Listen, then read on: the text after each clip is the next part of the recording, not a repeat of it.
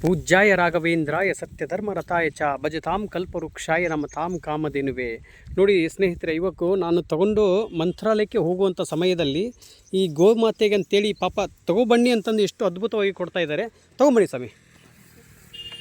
ಪಾಪ ನೋಡಿ, ತಿನ್ನಲಿ ಗೋಮಾತೆಗೆ ತಿನ್ನಲಿ ಅಂತೇಳಿ ಇಷ್ಟೊಂದು ಅದ್ಭುತವಾಗಿ ಕೊಡ್ತಾ ಇದ್ದಾರೆ.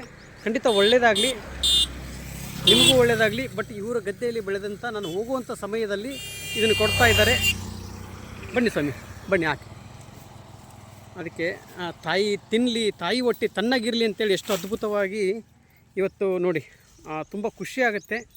ಅದೇ ಮುಖಾಂತರದಲ್ಲಿ ಎಲ್ರಿಗೂ ಒಳ್ಳೆಯದಾಗಲಿ. ಅವ್ರ ಮನಸ್ಸಲ್ಲಿ ಏನು ಅಂದುಕೊಂಡು ಒಂದು ಈ ಗೋಮಾತೆಗೆ ತಿನ್ನಿಸ್ತಾ ಇದ್ದಾರಲ್ವ, ಹೆಚ್ಚಿನ ರೀತಿಯಾಗಿ ಅವ್ರಿಗೆ ಒಂದು ಬೆಳೆಯನ್ನು ಕೊಟ್ಟು ಕಾಪಾಡಲಿ ಈ ನನ್ನ ತಾಯಿ ಗೋಮಾತೆ. ಪೂಜ್ಯಾಯ ರಾಘವೇಂದ್ರಾಯ ಸತ್ಯಧರ್ಮರತಾಯ ಚ ಭಜತಾಂ ಕಲ್ಪವೃಕ್ಷಾಯ.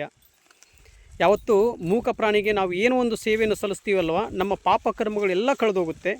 ನಿಮಗೆ ಎಲ್ಲೇ ಒಂದು ಮೂಕ ಪ್ರಾಣಿ, ಒಂದು ಗೋಮಾತೆ, ಹಸು ಈ ಥರದಲ್ಲಿ ಕಂಡು ಬಂದರೆ ನಿಮ್ಮ ಕೈಯಿಂದ ಸಾಧ್ಯವಾದರೆ ನಿಮ್ಮ ಹೋಗುವಂಥ ಸಮಯದಲ್ಲಿ ಏನಾದರೂ ಒಂದು ಕೈ ತುತ್ತನ್ನು ತಿನ್ನಿಸಿ, ನಿಮ್ಮ ಪಾಪ ಕರ್ಮಗಳು ಎಲ್ಲ ಕಳೆದೋಗುತ್ತೆ. ರಾಯರನ್ನ ನಂಬಿ ನಡೆದರೆ ಸಾಕು, ಲಕ್ಷಾಂತರ ಜನರ ಬದುಕನ್ನೇ ಬದಲಾಯಿಸಿದಂಥ ಮಹಾನ್ ಗುರುಗಳು ನಮ್ಮ ಗುರು ರಾಘವೇಂದ್ರ ಸ್ವಾಮಿಯವರು.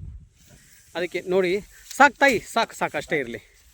ನೋಡಿ ಕೊಡ್ತಾ ಇದ್ದಾರೆ, ಅದೇ ಒಂದು ಖುಷಿಯಾಗುತ್ತೆ. ಯಾಕಂದರೆ ಅದು ಮೂಕ ಪ್ರಾಣಿ, ಯಾಕಂದರೆ ಅದಕ್ಕೆ ತಿನ್ನಬೇಕು ಅಂತ ಆಸೆ. ನಾವು ಏನಾದರೂ ಕೊಟ್ಟರೆ ಮಾತ್ರ, ಕೈಯಿಂದ ಕೊಟ್ಟರೆ ಅದು ತಿನ್ನುತ್ತೆ. ನಾವು ಕೈ ಹಿಡಿದು ನಾನು ಹಗ್ಗವನ್ನು ಕಟ್ಟಿ ನಾನು ಹೇಳ್ಕೊಂಡು ಹೋದರೆ ಅದು ನನ್ನ ಹಿಂದ್ಗಡೆ ಸುಮ್ಮನೆ ಬರುತ್ತೆ.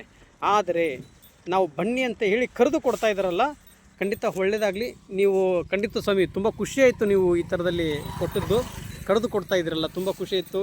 ಏನಾದ್ರು ಮಾತಾಡ್ತೀರಾ ಸ್ವಾಮಿ? ಮಾತಾಡಿ. ಇದು ಮೂಕ ಪ್ರಾಣಿಗೆ ಏನಾದ್ರು ಇಷ್ಟಲ್ಲ, ಅದು ಏನು ಬಾವುಂದ ಚಪ್ಪಂಡಿ ಅಂತೆ.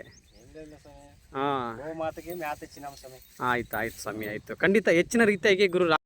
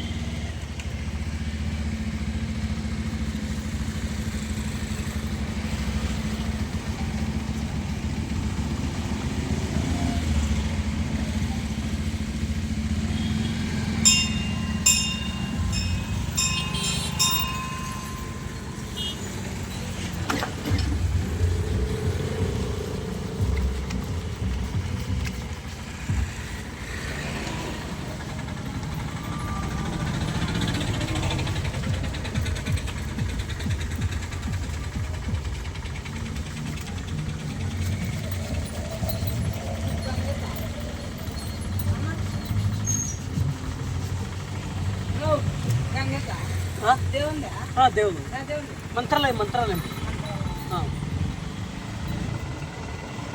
ఇస్తున్నా ఏమన్నా బట్టలు లేదా లేదమ్మా.